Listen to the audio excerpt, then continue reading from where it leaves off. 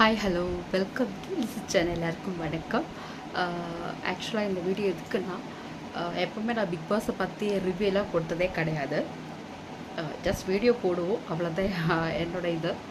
But ஆனால் இந்த வாட்டி எனக்கு வீடியோ போடணும்னு தோணுச்சு. ஏன்னா நம்ம ஸ்டார்டிங்கில் பார்த்துட்டு வரோம், எல்லா சீசனை விட இந்த வாட்டி ரொம்ப மொக்கையாக தான் போச்சு பிக் பாஸ் சொல்ல போனால்.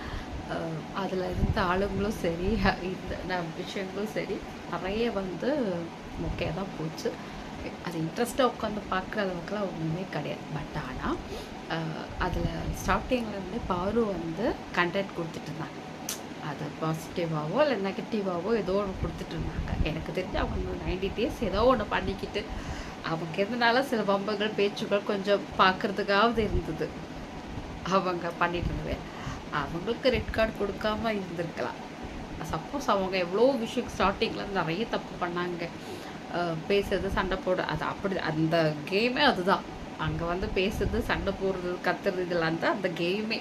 எல்லாருக்குமே தெரியும் பிக் பாஸ்னால் இப்படி தான் சண்டை தான் இருக்கும். அவங்க சண்டை போடுவாங்க, மறுநாள் அப்புறம் பேசி சால்வ் ஆகி சாரி கேட்டு திருப்பி அதே அவங்களே தான் பார்த்தாகணும். அதுக்குள்ளே வேறு வழியே கிடையாது. ஸோ அப்படி இருக்க பட்சத்தில் அவங்க சப்போஸ் கமருதீன் கூட சில விஷயங்கள்லாம் உள்ள நடந்த போது அப்போவே அவங்கள வார்ன் பண்ணி வெளியே அனுப்பியிருக்கலாம், இல்லை எல்லோ கார்டு கொடுத்துருக்கலாம். அதெல்லாம் விட்டுட்டு தேவை வரைக்கும் அவங்கள 90 days வச்சு கண்டென்ட் அவங்கள வச்சு எடுத்துட்டு கடைசியில் பார்த்து இவ்வளோ இது அவங்கக்கிட்ட வர டைமில் அவங்களுக்கு ரெட் கார்டு கொடுத்து போடுற அவசியமே இல்லை. எவ்வளோ சபரியெல்லாம் அடித்து ஸ்போர்ட்டிவாக அவங்க விளையாடினாங்க. கண்ணெல்லாம் வீங்கி எப்படி இருந்தது அவங்களுக்கு பேசலாம். அவங்க நினச்சிருந்தா கமருதீன் சபரிக்கு எகென்ஸ்டாக ஏதாவது பண்ணி அவரை வெளியே அனுப்ப வச்சுருக்கலாம். பட் ஆனால் அதெல்லாம் பண்ணவே இல்லை. ஏன்னா அவங்களுக்கு இந்த கேம் அப்படி தான், இதில் விளையாடும் போது அடிப்படும், அப்படி எல்லாமே தெரியும். அப்படி இருக்கும்போது சாண்ட்ரா இந்த அளவுக்கு பண்ணியிருக்கு தேவையே கிடையாது. அவங்களுக்கு அந்தளவுக்கு ஒன்றும் விஷயமும் கிடையாது. அந்த நேரத்தில் அவங்களுக்கு கொஞ்சம் விழுந்த ஷாக் கொஞ்சம் தான் இருந்துச்சு, அவ்வளோதான். போனாங்க, ஓகே, நார்மல் ஆகிட்டாங்க. இது ஒரு கேம் தான். இதுக்காக அவங்களுக்கு ரெட் கார்டு கொடுத்து வெளியே அனுப்பணுன்ற அவசியமே இல்லை. கமருதீன் தான் நிறைய தேவையில்லாத வேர்ட்ஸ் விட்டு சண்டை போட்டுக்கிட்டாங்க. ஆனால் பாரு அந்த தப்பை பண்ணவே கிடையாது. பாரு அவங்க கேமாக பார்த்து தள்ளினாங்க, அதை புஷ் பண்ணி தள்ளினாங்க, தள்ளி விட்டாங்க. ஸோ அப்படி பார்த்தா சபரி கூட தான் அவங்க சொன்னாங்க, நான் வேணும்னு தான் பண்ணேன். சாண்ட்ரா சொன்னாங்க, அவள் கழுத்துலேயும் மிதிச்சு இது பண்ணு அப்படிலாம் சொன்னாங்க. ஸோ அப்போ அதெல்லாம்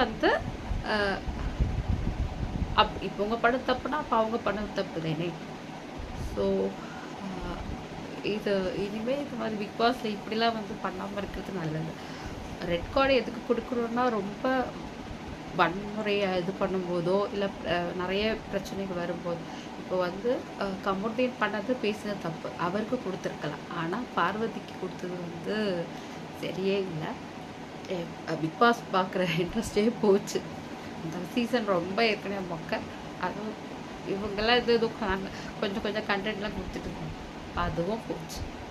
ஸோ இனிமேலாவது வர சீசனில் நல்ல ஆளுங்களை செலக்ட் பண்ணி எடுங்க. பார்க்குற மாதிரி கண்டென்ட் கொடுக்குற மாதிரி ஆளுங்களாம் எடுங்க. இந்த மாதிரி மோசமான ஆளுங்களெல்லாம் எடுக்கவே எடுக்காதீங்க. நிறைய மிச்சர் கேஸுங்க தான் இந்த வாட்டி உள்ளே இருந்தாங்க. எதுக்கு இவங்கெல்லாம் வந்திருக்காங்கன்னு தெரியல. ஆனால் இப்போ கடைசியில் போனால் பார்த்தா அவங்களுக்கெல்லாம் தான் வின்னா. இப்போ அதை விட கானா வினோத் அண்ணனுக்காவது போயிருக்கலாம். அவருக்கும் நல்ல டேலண்ட் இருக்குது. பிரவீனா நல்ல டேலண்ட் பர்சன். ஸோ அவங்களுக்கெல்லாம் போயிருக்கலாம். ஒரு சில விஷயத்தில் பிரச்சனை கூட ஓகே தான், ஆனால் அவங்களுக்கெல்லாம் கூட இல்லாமல் போச்சு. இப்போ இருக்கிறவங்க எல்லாம் என்ன பண்ணிட்டு உள்ளே இருக்காங்கன்னே தெரியல. ஆனால் இந்த வாட்டி யாருக்கு போனாலும் வேஸ்ட் தான்.